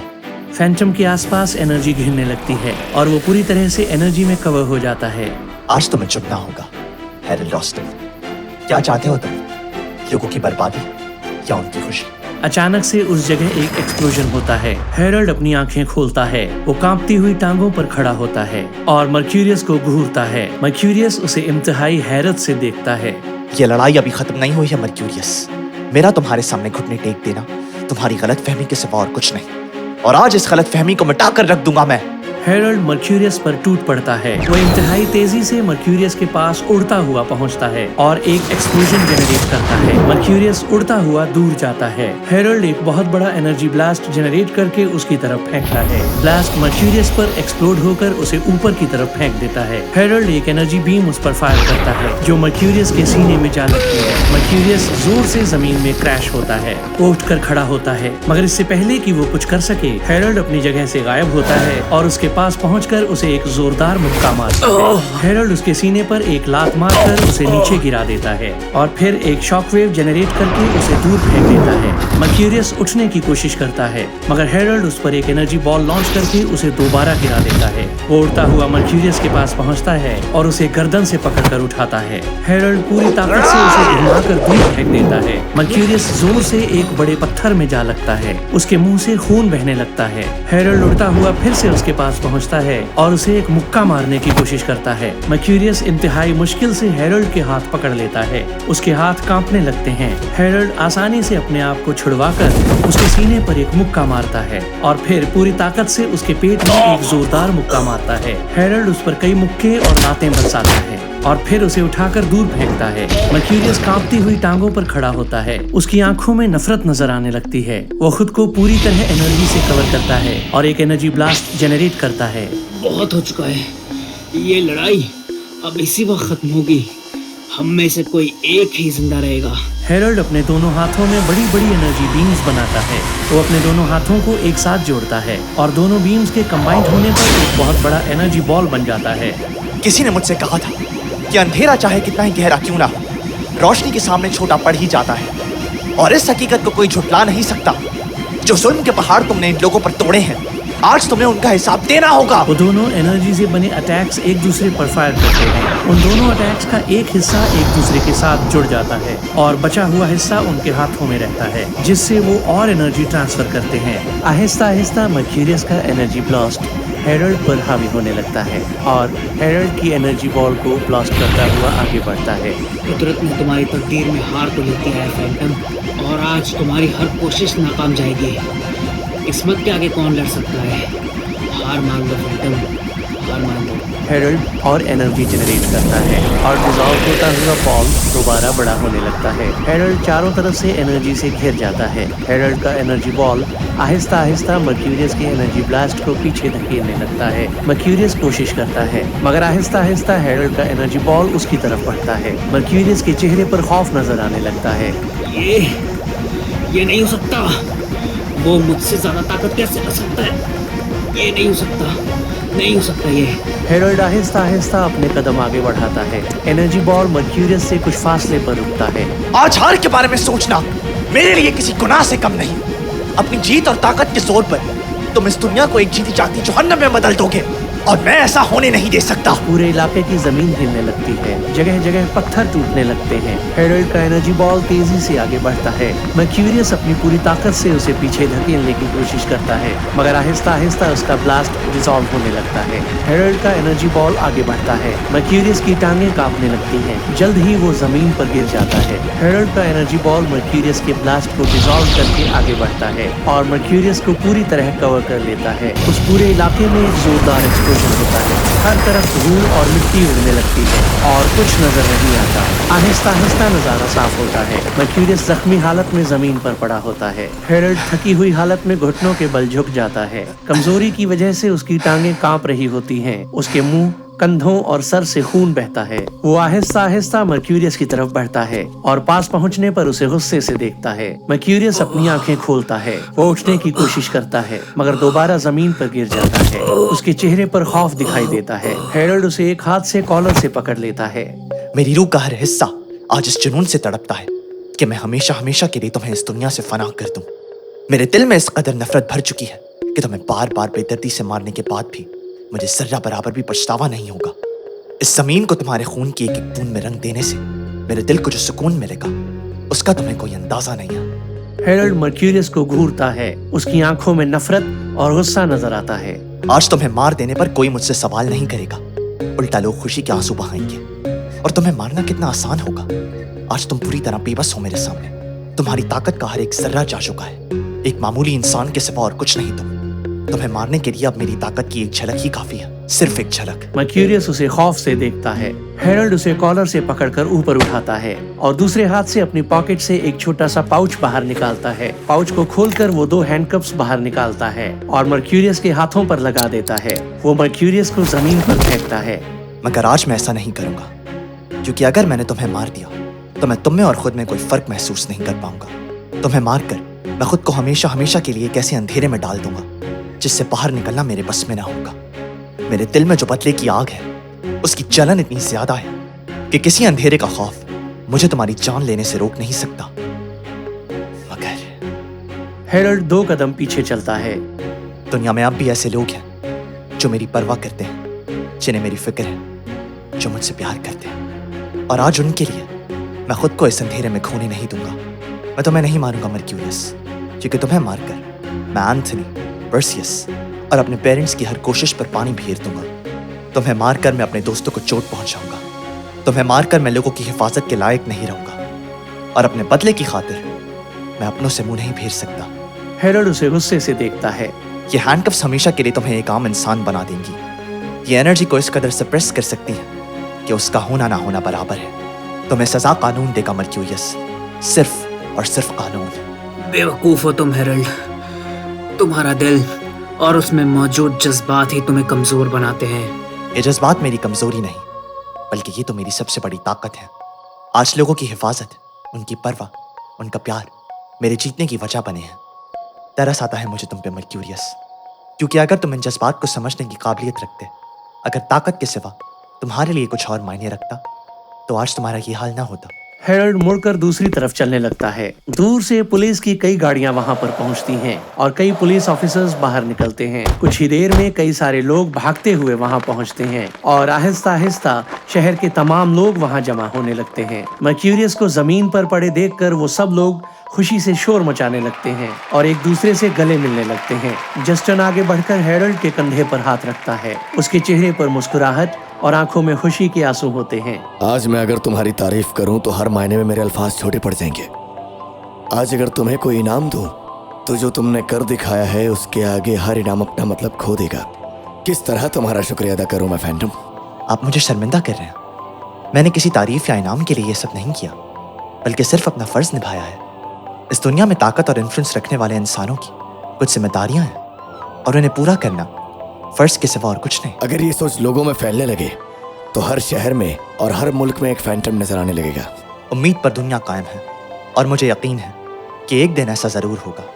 मगर फिलहाल मर्क्यूरियस के बारे में बात करना ज्यादा जरूरी है।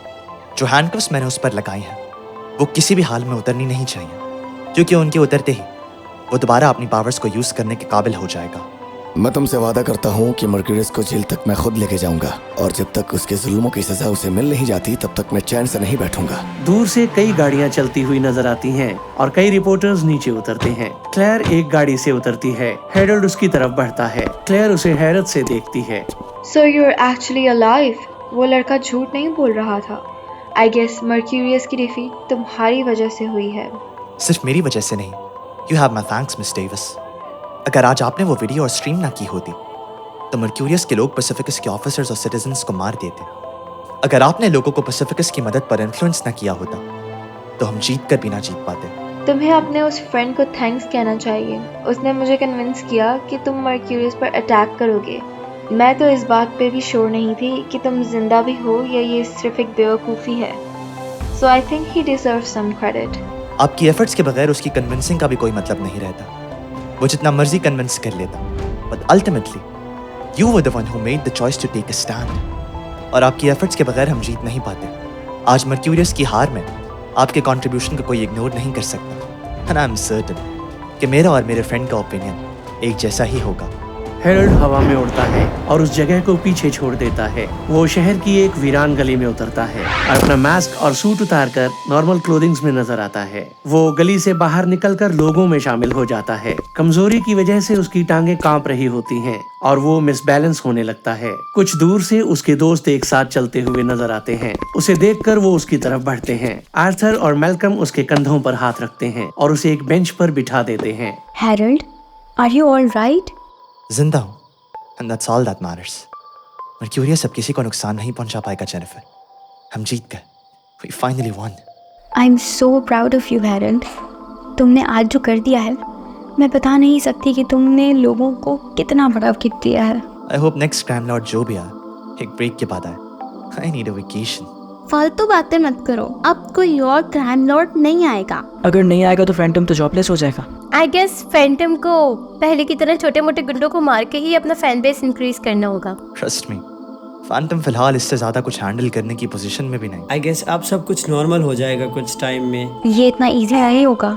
शहर में इतनी तोड़ फोड़ और डिस्ट्रक्शन हुआ है कि सब कुछ रीबिल्ड करने में बहुत टाइम लगेगा। सिर्फ शहर को ही नहीं, लोगों को भी अपने आप को संभालना होगा। लोगों ने बहुत कुछ खोया है इस लड़ाई में। कई लोगों की तो फैमिलीज तक डिस्ट्रॉय हो चुकी हैं। हम जीत जरूर गए हैं, मगर इस लड़ाई के इफेक्ट्स को काफी टाइम तक भूल नहीं पाएंगे हम, शायद हमारी पूरी जिंदगी। कुछ दूर से क्लेयर चलती हुई आती है और उन लोगों के सामने रुकती है। Why are you guys sitting here? हर कोई सिटी के सेंट्रल एरिया में जमा हो रहा है। We're gonna have a big celebration. मैं भी वहीं जा रही हूँ। Come on. ये टाइम अकेले बैठने का नहीं है। Mercurius has been sent to jail. We're all free now. क्या पुलिस उसे अपने साथ ले गई? Exactly. फैंटम के जाते ही पुलिस ने उसे कस्टडी में ले लिया और उसे वहाँ से ले गई। Good then. क्लेयर हेरल्ड को गौर से देखती है। Wait a minute. Don't I know you? वो Now I remember. You are that wannabe superhero जिसने मुझे फैंटम को सपोर्ट करने की वो बेतुकी सी स्पीच दी थी। Wait a minute. उस बेतुकी सी स्पीच की वजह से मर्क्यूरियस आज जेल में है। Most of the credit can be given to Phantom for that.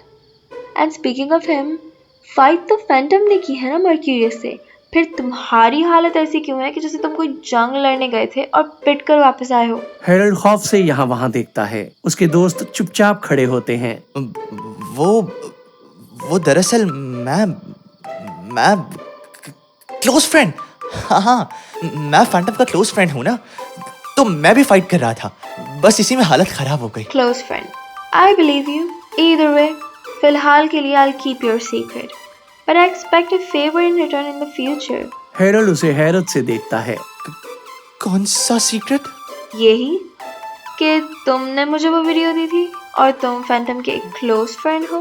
ओह, वो वाला secret.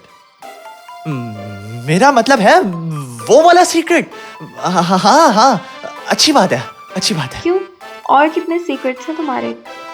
Are you hiding something else? नहीं, मेरा और कोई सीक्रेट नहीं है। मैं तो कभी किसी से कुछ छुपाता ही नहीं हूँ।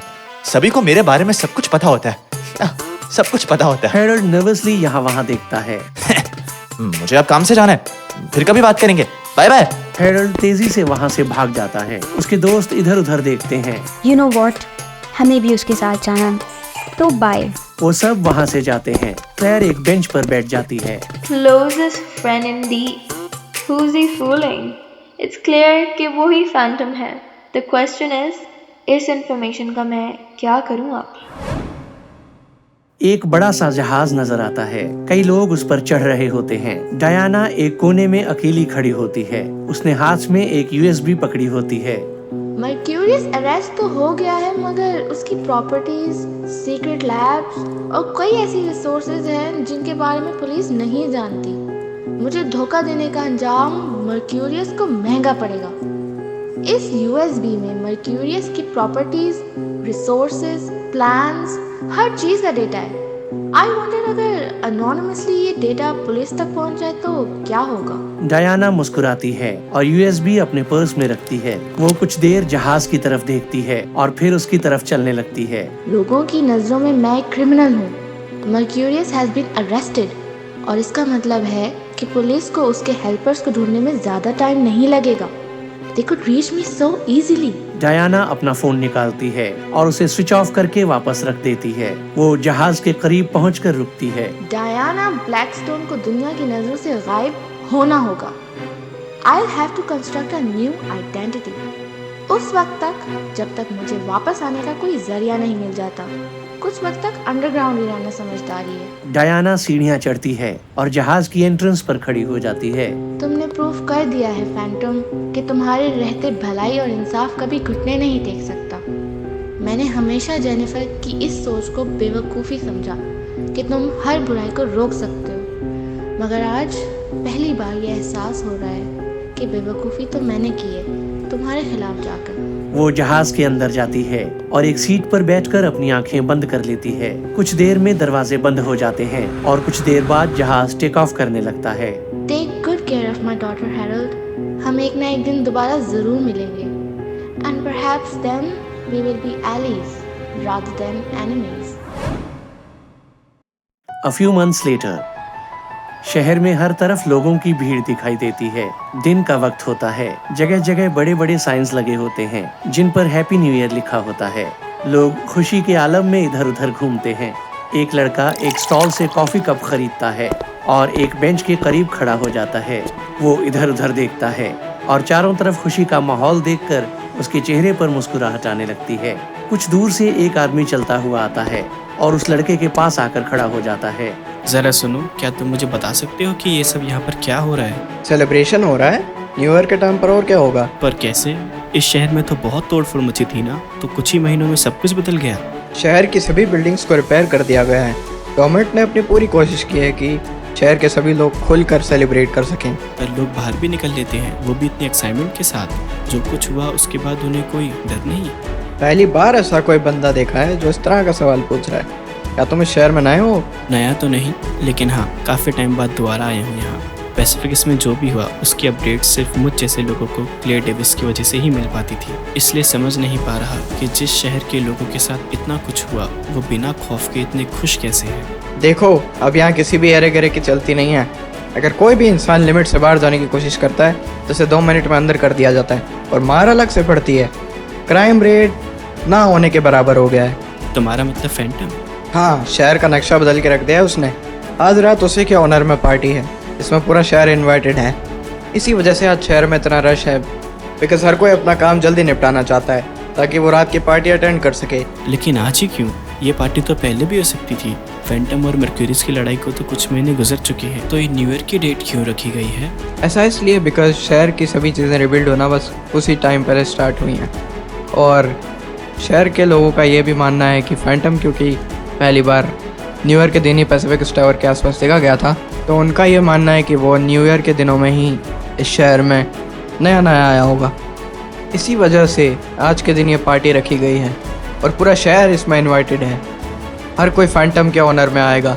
क्या मर्क्यूरी से लड़ने के बाद फैंटम दोबारा देखा गया है? ऑफ कोर्स देखा गया है। उसने शहर की रिबिल्डिंग में बहुत हेल्प की है और छोटे मोटे क्राइम्स तो वो रोकता ही रहता है। ये फैंटम मिलेगा कहाँ?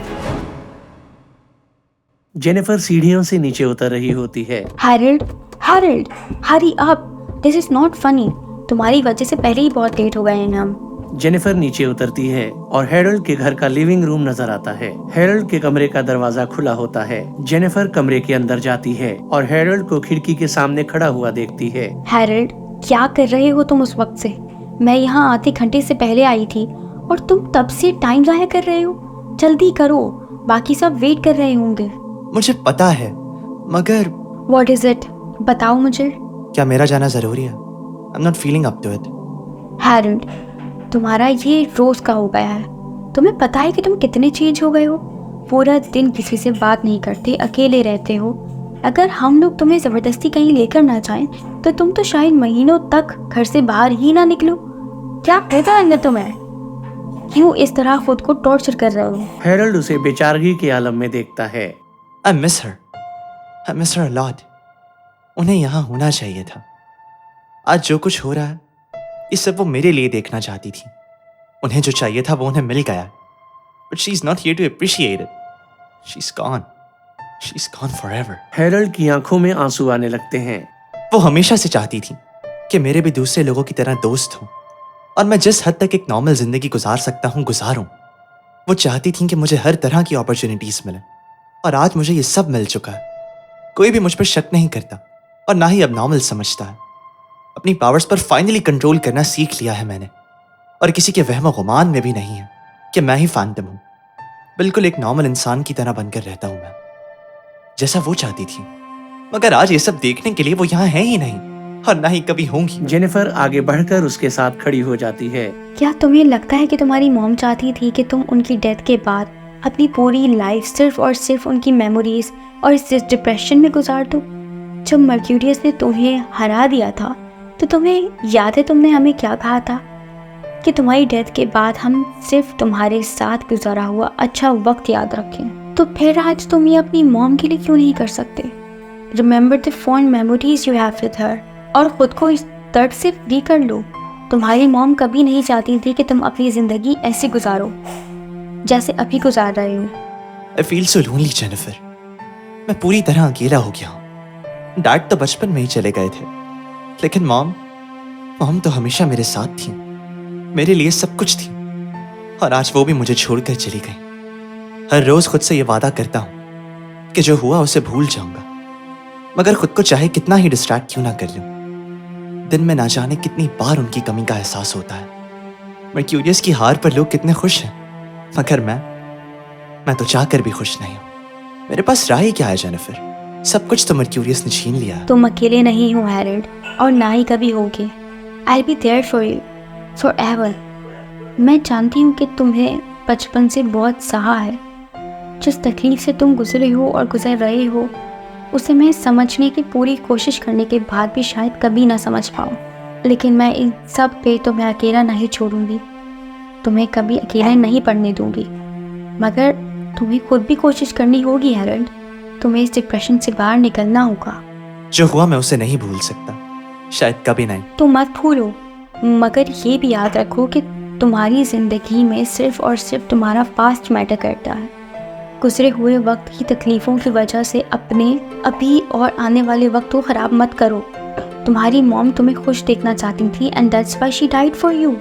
She died so you could live and stay happy. तुम्हें पता है, हम जब उन्हें कहते रहे कि उस डिवाइस की डाटा की वजह से वो अपनी लाइफ सेक्रीफाइस ना करें, क्योंकि उस टाइम कोई भी नहीं जानता था कि किसी डिवाइस से कुछ भी हो जाएगा या नहीं।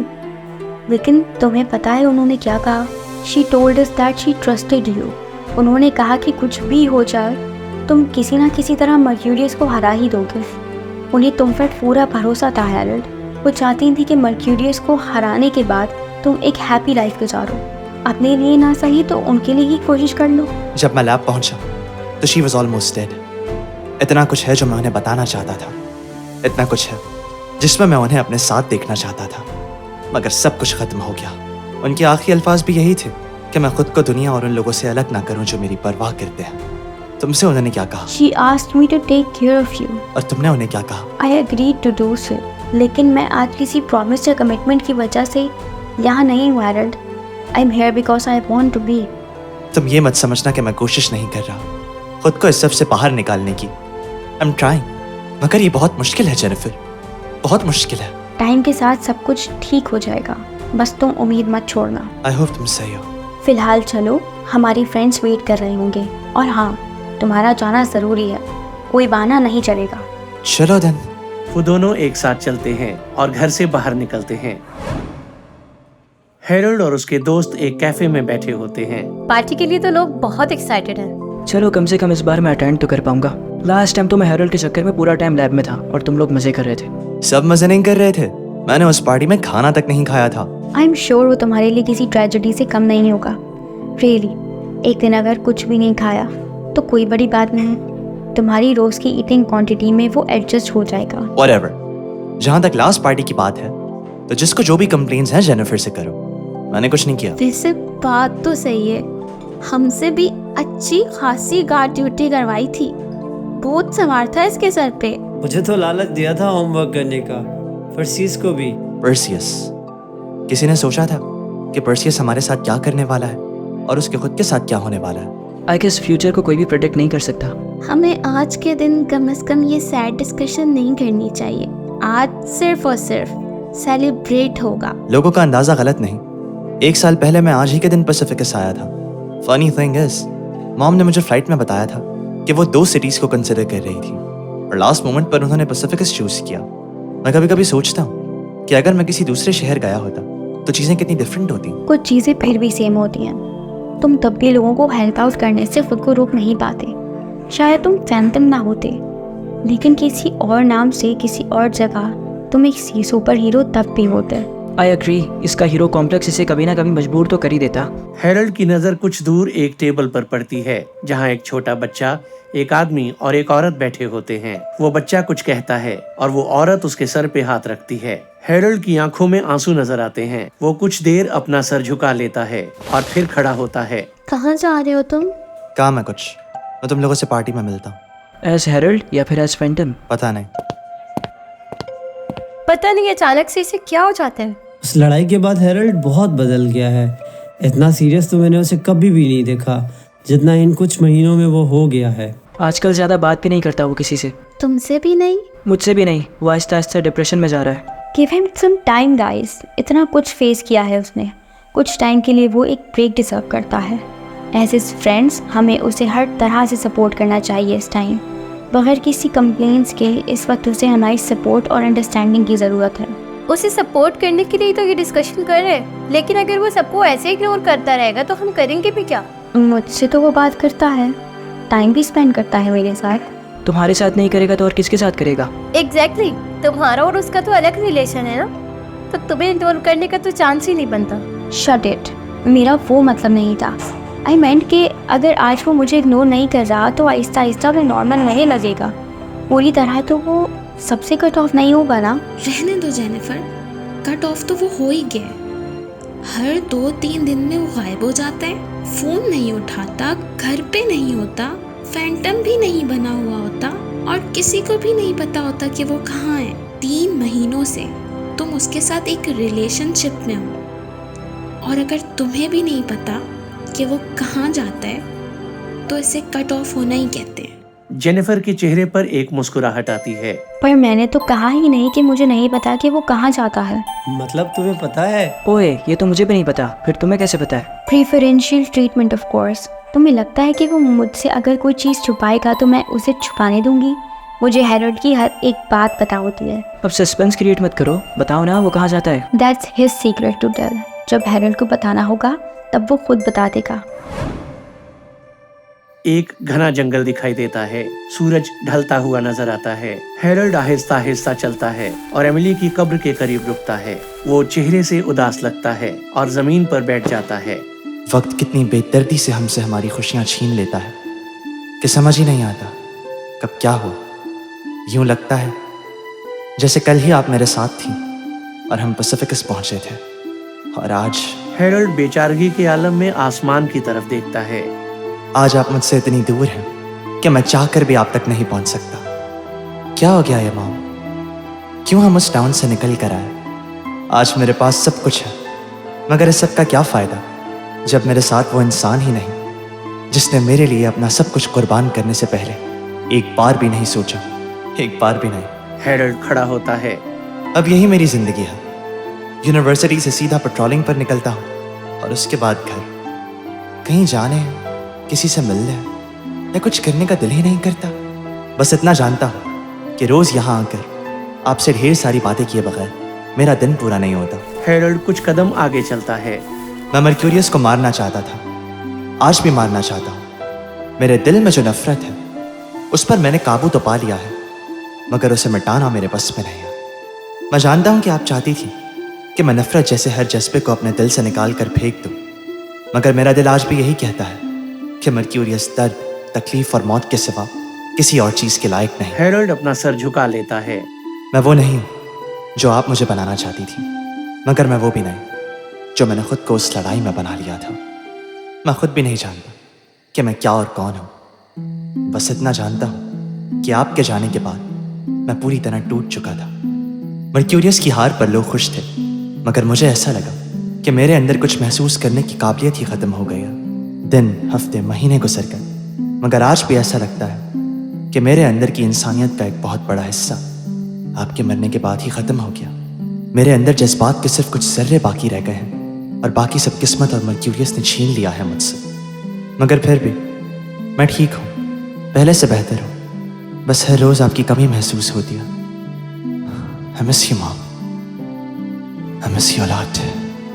हेरल्ड के चेहरे पर एक छोटी सी मुस्कुराहट आती है। मगर आप परेशान ना हो, मैं अकेला नहीं हूँ। हर रोज़ वो मुझे इस बात का एहसास दिलाती है कि वो मेरी परवाह करती है, शायद खुद से भी ज़्यादा। मैंने खुद को अपने दोस्तों से अलग करके दर्द और अकेलेपन की दीवारों में कैद कर लिया है, मगर हर रोज़ वो उन दीवारों को चकनाचूर करके मुझे यकीन दिलाती है कि वो कभी मेरा साथ नहीं छोड़ेगी। हर रोज़ वो मुझे मेरे गुजरे हुए वक्त की जंजीरों से छुड़ाने की कोशिश करती है और मुझे ऐसा लगता है कि एक ना एक दिन वो जीत जाएगी। बहुत ज़िद्दी है वो, कभी किसी से हार नहीं मानती, मुझसे तो बिल्कुल भी नहीं। किस्मत ने जहाँ दर्द और तकलीफ के पहाड़ तोड़े हैं मुझ पर, वहाँ जेनिफर के रूप में एक तोहफा भी दिया है। आई जस्ट होप कि आने वाले वक्तों में कहीं वो भी मुझसे छिन ना जाए। कुछ दूर से जेनिफर चलती हुई आती है और उसके साथ खड़ी हो जाती है। लगा ही था तुम यहीं मिलोगे। क्या बाकी सब भी? नहीं, मैंने उन्हें नहीं बताया कि तुम जब भी शहर में कहीं नहीं मिलते तुम यहीं होते हो। I can't help it. मैं जानता हूँ कि ये बेवकूफ़ी है, हर रोज़ यहाँ आकर उनसे बातें करना जैसे वो ये सब सुन रही हो। पता है कि ऐसा नहीं है, मगर कभी कभी ऐसा लगता है जैसे वो मुझे देख सकती हो, मुझे सुन सकती हो, मेरे साथ हो। She is always going to be alive in your heart, और कोई भी उन्हें वहाँ से नहीं निकाल सकता। हेरल्ड कुछ देर खामोश रहता है। I'm sorry, मैं बगैर कुछ कहे वहाँ से चला आया। I understand. कब तक इन दो लफ्ज़ों के नीचे तुम दबती रहोगी? कब तक मेरी हर गलती को नजरअंदाज कर दोगी? जब तक तुम्हें जरूरत है। एक दिन तुम्हारी बर्दाश्त से बाहर हो जाएगा ये सब। उससे बहुत पहले मैं तुम्हें इस सब से आज़ाद करवा लूंगी। भरोसा रखो मुझ पे हैरल्ड, मैं तुम पर कभी गिव अप नहीं करूंगी। क्यों तुम मेरे लिए इतनी एफर्ट्स कर रही हो? मैं ये सब डिजर्व नहीं करता। तुम्हारे बारे में तुम्हारी और मेरी सोच बहुत अलग है। तुम्हें लगता है कि तुम किसी तरह की पनिशमेंट डिजर्व करते हो, जो तुम खुद को इस तरह टॉर्चर करने दे रहे हो, मगर ये सच नहीं है। मेरी वजह से मॉम चली गई, फिर तुम कैसे कह सकती हो कि मैं सजा का हकदार नहीं? तुम्हारी मॉम तुम्हारे लिए चली गई, तुम्हारी वजह से नहीं। उन्होंने जो किया सिर्फ इसीलिए किया because she loved you a lot. उन्हें पता था कि वो क्या कर रही हैं और वो अपने डिसीजन से खुश थी। तुम खुद को एक ऐसी बात से सजा देते रहोगे जिसमें तुम्हारी कोई गलती नहीं है। मैं सिर्फ इतना जानता हूँ कि मर्क्यूरियस से लड़ाई के बाद आज पहली बार इस बात का एहसास हुआ है कि मैं सिर्फ जिंदा हूँ, जीना भूल चुका हूँ। और अब ऐसा लगता है कि अगर एहसास हो चुका है तो एक ना एक दिन इस सबको भुला ही दूंगा। बस तब तक मुझे अकेला मत छोड़ना, क्योंकि इस अकेलेपन और तकलीफ में मैंने खुद को कैद तो कर लिया है, मगर हर रोज़ मेरे दिल से एक आवाज़ उठती है और मुझे इस बात का एहसास दिलाती है कि अपनी ज़िंदगी में मुझे तुम्हारी ज़रूरत है हर तरह से। Trust me Harold, I am not going anywhere. और सिर्फ मैं ही नहीं, Arthur, Malcolm, Roma, Olivia, all of us are here for you. You just have to let us in. मैं कोशिश करूँगा। नए साल पर नया इरादा है कि बहुत जल्द इस दर्द और तकलीफ को भूल जाऊँगा, और जो लोग आज मेरे साथ नहीं हैं उनकी मौत पर अफसोस करने के बजाय उनकी हर अच्छी याद को हमेशा अपने साथ रखूँगा। यू हैव नो आइडिया कि मैं कितने टाइम से इस चीज़ का वेट कर रही थी कि तुम्हें ये रियलाइज़ हो जाए कि तुम अपने साथ क्या कर रहे हो और कितना गलत कर रहे हो। Just trust me Harald, Aahista Aahista सब कुछ ठीक हो जाएगा। Just don't lose hope. उम्मीद पर दुनिया कायम है। एग्जैक्टली। अब चलो यहाँ से, हम लेट हो रहे हैं। अगर और देर की तो टाइम पर नहीं पहुँच पाएंगे। पर कहाँ? Are you serious? Party Harold, Santham की पार्टी? तुम अपने ही ऑनर में होने वाली पार्टी के बारे में कैसे भूल सकते हो? वेल, दिमाग से निकल गया ना मेरे। मजाक मत उड़ाओ मेरा। मजाक तो लोग पार्टी के ऑर्गेनाइजर्स का उड़ाएंगे अगर तुम्हें अनाउंस करने पर तुम वहाँ ना हुए और लेट पहुँचे। क्या मुसीबत है, पहले लोगों को बचाओ और फिर फजूल सी पार्टीज भी अटेंड करो। मगर मैंने सुना है इस बार खाने का अरेंजमेंट काफ़ी अच्छा है। सोच लो तुम, लेट हो जाए तो कहीं सब कुछ ख़त्म ना हो जाए। अब वैसा तो मैं होने नहीं दे सकता, मुझे वैसे भी लास्ट पार्टी की भी कसर पूरी करनी है। हाँ फाइन, अब जल्दी चलो। वो दोनों एक साथ चलने लगते हैं। जेनिफर अचानक से रुकती है। क्या हुआ? On second thoughts I think तुम्हें फैंटम बन के जल्दी पहुंचना चाहिए वहाँ। अगर हम दोनों कार से शहर तक जाएंगे तो काफ़ी लेट हो जाएगा। तुम पार्टी के लिए लेट हो जाओगे और शुड आई से फैंटम लेट हो जाएगा। भाड़ में जाए फैंटम और भाड़ में जाए पार्टी, हम दोनों साथ में जाएंगे। बट तुम पार्टी के लिए लेट हो जाओगे। होने दो लेट। अगर एक बार वो फैंटम के लिए वेट कर लेंगे तो कोई बात नहीं, हर बार तो मैं टाइम पर पहुंच जाता हूँ। You are so irresponsible. अब तुम जो भी कहो, अकॉर्डिंग टू द न्यूज़ मैंने पूरे शहर को बचाया है फिर से। और उसके बाद अगर मैं तुम्हारे साथ टाइम भी स्पेंड ना कर सकूं तो इस सब का फायदा ही क्या है? ये थोड़ा सा टाइम हमारा है और मुझे इसे तुम्हारे साथ स्पेंड करना। तुम्हारा कुछ नहीं हो सकता, बस बातें करवा लो तुमसे। फाइन, बट जल्दी चलो। वो दोनों एक साथ चलने लगते हैं और उस जगह को पीछे छोड़ देते हैं। आसमान में सूरज पूरी तरह ढल जाता है और चांद और सितारे नजर आने लगते हैं। हैरोल्ड के चेहरे पर एक छोटी सी मुस्कुराहट होती है। डोंट यू वरी मॉम, आज मेरी जिंदगी में अंधेरा जरूर है, मगर उस अंधेरे को चीर कर हमेशा के लिए मिटा देने वाली रोशनी मुझसे ज्यादा दूर नहीं है। और जब तक वो मेरे साथ है मुझे लगता है कि एक ना एक दिन सब कुछ ठीक हो ही जाएगा।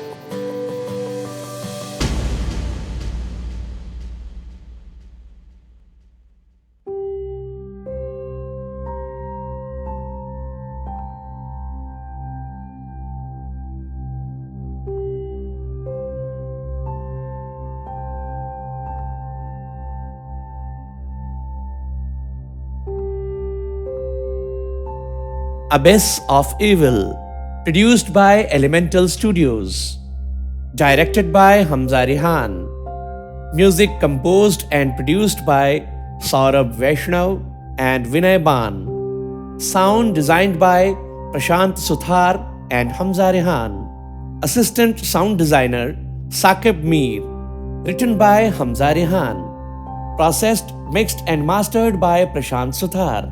Arranged by Som Solanki and Hamza Rehan. Narrated by Puneet Soni. Revealed cast till now: Hamza Rehan as Harold Austin, Phantom. Vinay Ban as Mercurius. Yumna Anjum as Jennifer Blackstone. Safwan Kazmi as Malcolm Williams. Huma Mansoor as Diana Blackstone. Nimra Nazneen as Olivia Grace, Aksa Sheikh as Roma Johnson, Jahanzeb Baloch as Arthur Jackson, Shubham Kumar as Perseus Smith, Abdul Wali Khan as Daniel, Laiba Kareem Khan as Claire Davis, Shubham Shahbadi as Justin, Muhammad Taha Junaid as John, Akash Mishra as Franklin, Bruce, Random Person, Bhaguraj Singh Rathor as Stephen, Random Student, Ben, Himra Ali as Emily Austin, Muhammad Khwaja Khan as Max Austin, Random Person, Atul Kumar Kori as Anthony, Deepak Tamang as Robert.